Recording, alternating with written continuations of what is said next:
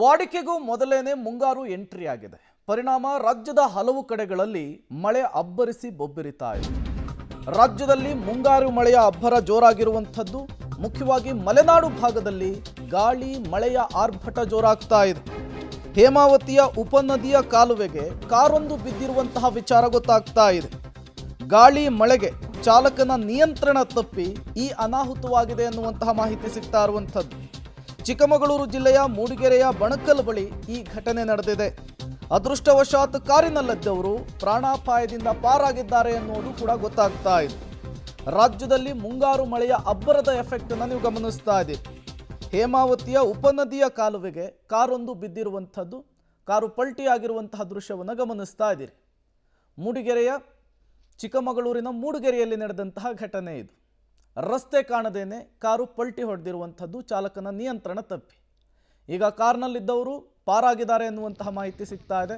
ಕಾರನ್ನು ಮೇಲೆತ್ತಲು ಈಗ ಪ್ರಯತ್ನ ಕೂಡ ನಡೀತಾ ಇರುವಂಥದ್ದು.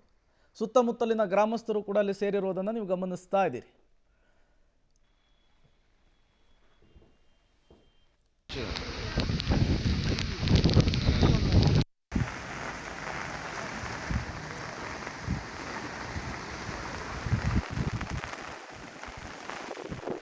ನೀವು ಕೂಡ ದೃಶ್ಯಾವಳಿಗಳನ್ನು ಗಮನಿಸ್ತಾ ಇದ್ದೀರಿ. ಬಿಳಿ ಬಣ್ಣದ ಕಾರು ತಲೆ ಕೆಳಗಾಗಿ ಬಿದ್ದಿರುವಂಥದ್ದು. ಕಾರಿನಲ್ಲಿದ್ದವರು ಅದೃಷ್ಟವಶಾತ್ ಪಾರಾಗಿ ಹೊರಬಂದಿದ್ದಾರೆ. ಈಗ ಕಾರನ್ನು ಮೇಲಕ್ಕೆತ್ತುವಂತಹ ಕೆಲಸ ಆಗ್ತಾ ಇದೆ. ಜೋರು ಮಳೆ ಬರ್ತಾ ಇದ್ದಂತಹ ಸಂದರ್ಭದಲ್ಲಿ ಕಾರನ್ನು ಚಲಾಯಿಸಿಕೊಂಡು ಬರಲಾಗ್ತಾ ಇತ್ತು. ಈ ಸಂದರ್ಭದಲ್ಲಿ ರಸ್ತೆ ಕಾಣದೇನೆ ಕಾರು ಪಲ್ಟಿಯಾಗಿರುವಂಥದ್ದು. ಹೇಮಾವತಿಯ ಉಪನದುವೆಯ ನದಿಗೆ ಕಾಲುವೆಗೆ ಈ ಕಾರು ಪಲ್ಟಿಯಾಗಿದೆ. ನೀವು ಕೂಡ ದೃಶ್ಯಾವಳಿಗಳನ್ನು ಗಮನಿಸ್ತಾ ಇದ್ದೀರಿ. ಗಾಳಿ ಮತ್ತು ಮಳೆ ದೊಡ್ಡ ಮಟ್ಟದಲ್ಲಿ ಬರ್ತಾ ಇತ್ತು, ರಭಸವಾಗಿ ಬರ್ತಾ ಇತ್ತು. ಈ ಸಂದರ್ಭದಲ್ಲಿ ಅನಾಹುತ ಆಗಿದೆ. ಕಾಫಿನಾಡು ಮಲೆನಾಡು ಭಾಗದಲ್ಲೂ ಕೂಡ ಮಳೆ ಮತ್ತು ಗಾಳಿಯ ದೊಡ್ಡ ಮಟ್ಟದಲ್ಲಿ ಬರ್ತಾ ಇದೆ. ಕೊಟ್ಟಿಗೆಹಾರದಲ್ಲಿ ಹಳ್ಳದಂತೆ ರಸ್ತೆಯಲ್ಲಿ ನೀರು ಹರಿತಾ ಇದೆ. ಮೂಡಿಗೆರೆ ತಾಲೂಕಿನ ಕೊಟ್ಟಿಗೆಹಾರ, ಚಾರ್ಮಡಿ ಘಾಟ್, ಬಾಳೂರು, ಬಣಕಲ್, ತರುವೆ, ಬಿನ್ನಡಿ ಭಾಗದಲ್ಲಿ ದೊಡ್ಡ ಪ್ರಮಾಣದಲ್ಲಿ ಮಳೆ ಆಗ್ತಾ ಇದೆ. 30ಕ್ಕೂ ಹೆಚ್ಚು ಹಳ್ಳಿಗಳಲ್ಲಿ 2 ದಿನದಿಂದ ವಿದ್ಯುತ್ ಸಂಪರ್ಕ ಕಡಿತವಾಗಿದೆ. ಇದು ಕಾಫಿನಾಡು ಮಲೆನಾಡಿನ ಭಾಗದಲ್ಲಿ ಭಾರೀ ಮಳೆ ತಂದಂತಹ ಅವಾಂತರ. ಸದ್ಯಕ್ಕೆ ಪರಿಸ್ಥಿತಿ ಹೇಗಿದೆ ಅನ್ನೋದನ್ನು ನೀವು ದೃಶ್ಯ ಸಮೇತ ನೋಡ್ತಾ ಇದ್ದೀರಿ.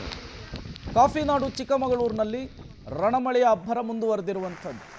ಮುಂಗಾರು ಎಂಟ್ರಿ ಆಗ್ತಾ ಇದ್ದ ಹಾಗೇನೆ ಗಾಳಿ ಮಳೆಯ ಅಬ್ಬರ ಕೂಡ ಜೋರಾಗ್ತಾ ಇದೆ. ಪೂರ್ವ ಮುಂಗಾರು ಕೂಡ ಚಿಕ್ಕಮಗಳೂರಿನಲ್ಲಿ ಇದೇ ರೀತಿ ಬಂದಿತ್ತು. ಮತ್ತಷ್ಟು ಡೀಟೇಲ್ಸ್ ಅನ್ನು ಕೊಡ್ತಾರೆ ನಾರಾಯಣಗೌಡ, ದೂರವಾಣಿ ಸಂಪರ್ಕದಲ್ಲಿ ಜಾಯಿನ್ ಆಗಿದ್ದಾರೆ. ನಾರಾಯಣಗೌಡ, ಸದ್ಯಕ್ಕೆ ಪರಿಸ್ಥಿತಿ ಹೇಗಿದೆ? ಮಳೆ ಅಬ್ಬರ ಯಾವ ರೀತಿ ಇದೆ? ಏನೆಲ್ಲ ಸಮಸ್ಯೆಗಳನ್ನ ಸೃಷ್ಟಿ ಮಾಡ್ತಾ ಇದೆ ಮಳೆ ಅಂತ ಹೇಳಿ? ಪ್ರೇಮ್, ಚಿಕ್ಕಮಗಳೂರು ಜಿಲ್ಲೆಯ ಮಲೆನಾಡು ಭಾಗದಲ್ಲಿ ಕಳೆದ 2 ದಿನಗಳಿಂದಲೂ ಕೂಡ ನಿರಂತರವಾಗಿ ಮಳೆ ಸುರಿತಿರೋದು, ಈಗಲೂ ಕೂಡ ಬರ್ತಾನೆ ಇರುವಂತದ್ದು. ಅಂದ್ರೆ ಮಳೆ ಪ್ರಮಾಣ ಕಡಿಮೆ ಆಗ್ತಾನೆ ಇಲ್ಲ ಪ್ರೇಮ್. ಇದರಿಂದ ಈಗಾಗಲೇ ಮಲೆನಾಡು ಭಾಗದಲ್ಲಿ ಸಾಕಷ್ಟು ಅನಾಹುತಗಳು ಕೂಡ ಸಂಭವಿಸಿರುವಂತದ್ದು.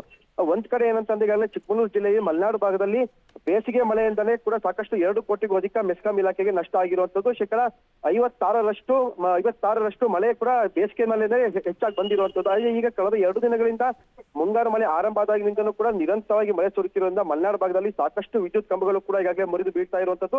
ಮತ್ತೆ ಈ ಗ್ರಾಮೀಣ ಭಾಗಗಳಲ್ಲಿ ಮರಗಳು ಕೂಡ ಮುರಿದು ಬೀಳ್ತಿರೋದ್ರಿಂದ ಸುಮಾರು 30ಕ್ಕೂ ಹೆಚ್ಚು ಹಳ್ಳಿಗಳಲ್ಲಿ 2 ದಿನಗಳಿಂದ ಸಂಪೂರ್ಣವಾಗಿ ಕರೆಂಟ್ ಇಲ್ಲ. ಒಂದ್ ಕಡೆ ಬೀಸ್ತಿರುವಂತಹ ರಣ ಗಾಳಿಯಿಂದ, ಮತ್ತೊಂದ್ ಕಡೆ ಧಾರಾಕಾರವಾಗಿ ಸುರಿತಿರುವಂತಹ ಮಳೆಯಿಂದ ಮೆಸ್ಕಾಂ ಸಿಬ್ಬಂದಿಗಳು ಕೂಡ ವಿದ್ಯುತ್ ಸಂಪರ್ಕನ ಕಲ್ಪಿಸುವಂತದ್ದು ಸವಾಲಾಗಿ ಪರಿಣಮಿಸಿರುವಂತದ್ದು. ಹಾಗಾಗಿ ಅವರು ಕೂಡ ಯಾವ ಕೆಲಸನೂ ಕೂಡ ಮಾಡಕ್ ಆಗದಲ್ಲೇ ಇರುವಂತಹ ಪರಿಸ್ಥಿತಿ ನಿರ್ಮಾಣ ಆಗಿರುವಂತದ್ದು. ಒಂದ್ ಕಡೆ ಆದ್ರೆ ಸಾಮಾನ್ಯವಾಗಿ ಮಲೆನಾಡಿಗರು ಮಳೆಗೆ ಹೆದರೋದಿಲ್ಲ, ಯಾಕೆಂತ ಅವರು ಮಳೆಯಲ್ಲಿ ಬೆಳೆದಿರ್ತಾರೆ. ಹಾಗಾಗಿ ಮಳೆಗೆ ಹೆದರೋದಿಲ್ಲ. ಆದ್ರೆ ಬೀಸ್ತಿರುವಂತಹ ರಣ ಗಾಳಿ ಮಲೆನಾಡಿಗರ ಒಂದ್ ರೀತಿ ಆತಂಕಕ್ಕೆ ಈಡು ಮಾಡಿರುವಂತದ್ದು. ಯಾಕೆಂತಂದ್ರೆ ಭಾರಿ ಪ್ರಮಾಣದಲ್ಲಿ ಅತ್ಯಂತ ವೇಗವಾಗಿ ಗಾಳಿ ಬೀಸ್ತಾ ಇರೋದ್ರಿಂದ ಮರಗಳು ಎಲ್ಲಿ ಮುರಿದು ಬೀಳ್ತಾವೋ, ಮನೆಗಳ ಮೇಲೆ ಮುರಿದು ಬೀಳ್ತಾವೋ, ಜನ ರಸ್ತೆಯಲ್ಲಿ ಓಡಾಡೋದಕ್ಕೂ ಕೂಡ ಭಯ ಪಡುವಂತ ಸ್ಥಿತಿ ನಿರ್ಮಾಣ ಆಗಿರುವಂತದ್ದು. ಯಾಕೆಂದ್ರೆ ನಿನ್ನೆ ಒಂದೇ ದಿನ ಸುಮಾರು 3 ಕುರಿಗಳು ಕೂಡ ಕೊಟ್ಟಿಗೆ ಮೇಲೆ ಮರ ಬಿದ್ದು ಸಾವನ್ನಪ್ಪಿರುವಂತದ್ದು, ಮತ್ತೆ 2 ಮನೆಗಳ ಮೇಲೆ ಮರ ಬಿದ್ದಿರುವಂತದ್ದು, ಕಾರ್ ಮೇಲೆ ಮರ ಬಿದ್ದಿರುವಂತದ್ದು, ಹೀಗೆ ನಾನಾ ರೀತಿಯಾದಂತಹ ಅವಾಂತರಗಳು ಕೂಡ ಈಗಾಗಲೇ ಸೃಷ್ಟಿಯಾಗಿರುವಂತದ್ದು. ಈಗ ಸುಮಾರು ಅರ್ಧ ಗಂಟೆಗಳ ಮುಂಚೆ ರಸ್ತೆಯಲ್ಲಿ ಸಾಕಷ್ಟು ಪ್ರಮಾಣದಲ್ಲಿ ನೀರು ಹರಿತಾ ಇರೋದ್ರಿಂದ ಕಾರು ಕೂಡ ಒಂದು ಹೇಮಾವತಿ ಉಪನದಿಗೆ ಹಳ್ಳಕ್ಕೆ ಬಿದ್ದಿರೋದ್ರಿಂದ ಪ್ರೇಮ್ ಮಲೆನಾಡಲ್ಲಿ ನಿರಂತರ ಮಳೆ ಗಾಳಿಯಿಂದ ಸಾಕಷ್ಟು ಅನಾಹುತಗಳು ಸೃಷ್ಟಿ ಆಗ್ತಾ ಇರುವಂತದ್ದು Prem. Okay, thank you Narayanagowda ತಮ್ಮೆಲ್ಲ ಮಾಹಿತಿಗಾಗಿ.